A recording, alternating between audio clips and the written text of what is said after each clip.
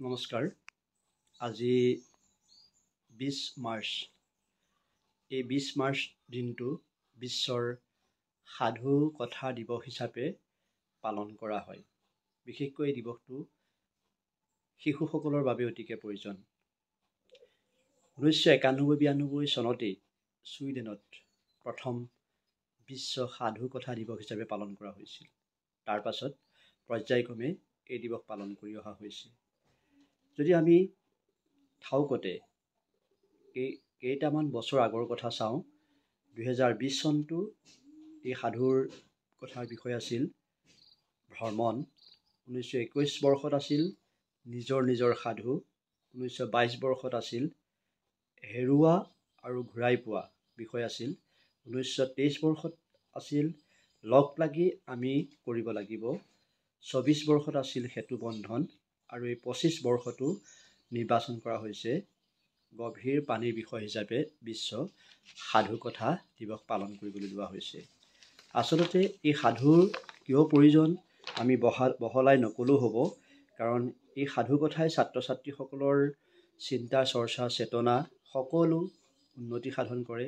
সিহঁতক নতুনকৈ চিন্তা প্ৰদান কৰে, নতুনকৈ এটা কাম কৰিবলৈ প্ৰেৰণা যোগায়।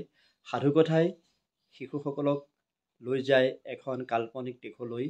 আমি আচলতে শিশু অৱস্থাতেই ছাত্ৰ ছাত্ৰীসকলক এই সাধু কথাৰে উদ্ভাসিত কৰি নতুন দিশ তেখেতসকলক দেখুৱাব লাগে, যাৰ বাবেই ছাত্ৰ ছাত্ৰীসকলৰ সকলো শাৰীৰিক মানসিক নৈতিক দিশ উন্নতি হয়।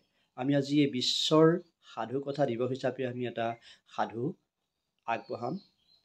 হয়তো এই সাধুটো আজি বিশ্ব সাধু দিৱস হিচাপে আমি পালন কৰিম। নমস্কাৰ, মই এতিয়া সাধু ক'বলৈ লৈছোঁ। সাধুটোৰ নাম হৈছে এটা লোভীয়া কুকুৰ। এদিন এটা লোভীয়া কুকুৰে আহাৰ বিচাৰি ঘূৰি ফুৰিছিলে।